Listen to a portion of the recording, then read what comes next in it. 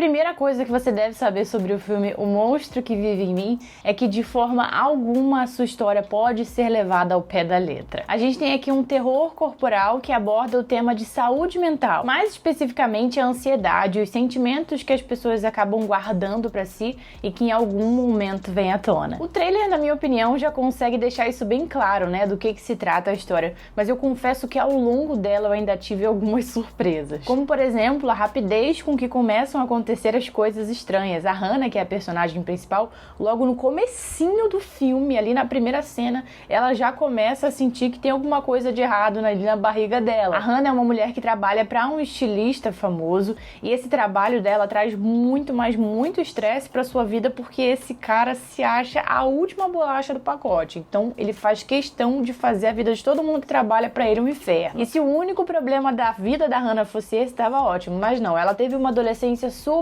complicada, isso devido aos pais dela que não parecem ligar muito para ela não. Então ela tem desde a adolescência problemas que deveriam ter sido tratados, mas não foram, até que chegou o momento da vida dela em que ela literalmente colocou todos esses problemas pra fora. E esses problemas vêm na forma de um monstro. Relaxa, eu não te contei nada que vai estragar a sua experiência com o filme caso você queira assistir. Eu só preciso que você já vá assistir ao filme com essa mentalidade de que a história é sobre saúde mental, porque se você for assistir pensando única e exclusivamente pelo ângulo do terror, você vai se decepcionar. Não que você não vá se decepcionar tendo isso que eu falei em mente, mas você pelo menos vai se decepcionar menos. Ai, Kate, você já tá dizendo que o filme é ruim? Não, eu tô dizendo que é o tipo de história que nem todo mundo vai curtir. Eu, por exemplo, sou o tipo de pessoa que não costuma gostar de terror corporal, mas esse daqui eu até que não achei chato não, pelo menos não ele inteiro. Pra ser muito sincera com vocês, eu comecei o filme já achando um porre e doida pra acabar. Possivelmente pelo meu preconceito sobre terror corporal, devido aos filmes que eu já assisti até hoje, que eu não consegui gostar de nenhum. Só que eu não imaginava que ele iria chegar no nível de bizarrice que ele chegou, e isso foi positivo pra mim. Por mais que o trailer deixe claro sobre o que se trata o filme, ele não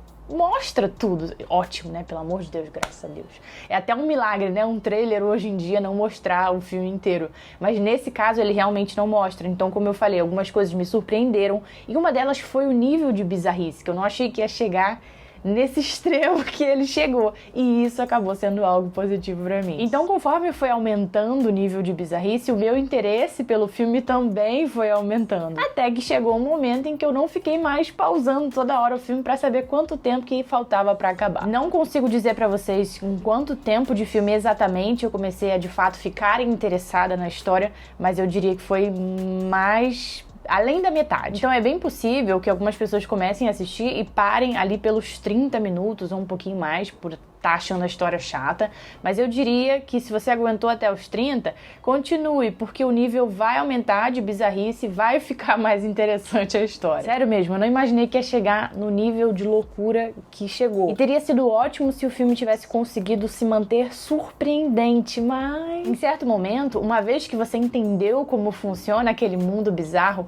fica muito fácil de adivinhar o plot twist que vem em seguida. Então algumas coisas, depois de um certo tempinho, acabam ficando previsíveis. Mas de modo geral eu achei interessante sim por ser uma história bem diferente. A história é completamente bizarra pelo ângulo do terror, mas perfeitamente compreensível pelo ângulo do drama, ou seja, o ângulo da saúde mental. Ou seja, não é aquele tipo de história que você vai precisar quebrar a cabeça para tentar entender a mensagem que o filme tá tentando passar, e logo que eu falo isso, já me vem o filme Mãe na cabeça. Antes de assistir o filme, eu já sabia que a história seria uma metáfora e até passou pela minha cabeça se não seria interessante fazer um vídeo de final explicado, né? Caso ficasse muito complicado de entender a mensagem. Mas quando eu terminei de assistir o filme, eu vi que isso era completamente desnecessário, porque apesar de ser uma metáfora, o filme é super explicativo. E eu sei que eu falei pra você não olhar a história pelo ângulo do terror, mas eu preciso dar uma palavrinha em relação a isso, porque eu gosto de analisar o filme de todos os ângulos possíveis.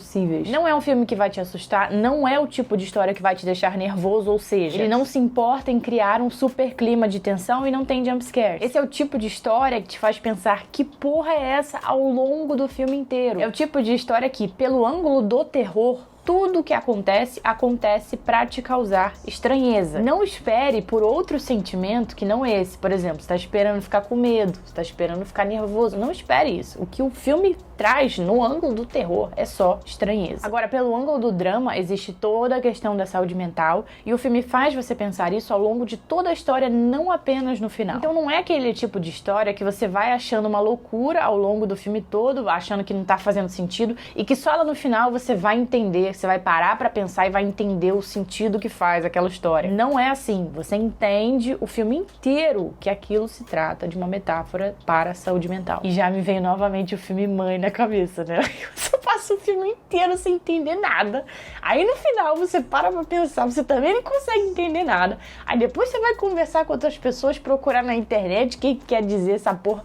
Aí você começa a entender algumas coisinhas, mas não tudo. Esse aqui é o oposto de Mãe. Você já entende as metáforas ao longo de todo o filme e que bom, porque isso te ajuda a ver o filme pelo ângulo certo. Agora, entrando nesse assunto da saúde mental do filme, mas sem dar spoilers, se você é uma pessoa que sofre com ansiedade, eu acredito que existam algumas coisas ali no filme com as quais você vai se identificar. Não tudo, porque a história também não é uma obra-prima, mas eu acredito sim que você vai se identificar com algumas coisas ali, se esse é o seu caso, né? Se você sofre de ansiedade. E por último, não poderia deixar de falar sobre os efeitos práticos do filme, que na minha opinião, ficaram show. Eu me refiro aos efeitos práticos usados na aparência do monstro, e em algumas coisinhas que ele faz também. A aparência do monstro é um dos principais pontos do filme feitos para te causar estranheza. É olhar para aquele troço e pensar automaticamente, meu Deus, que bichinho feio! Esse monstro não foi feito para te dar medo, ele não foi feito para te deixar tenso, eu não consigo nem imaginar esse monstro conseguindo te deixar tenso.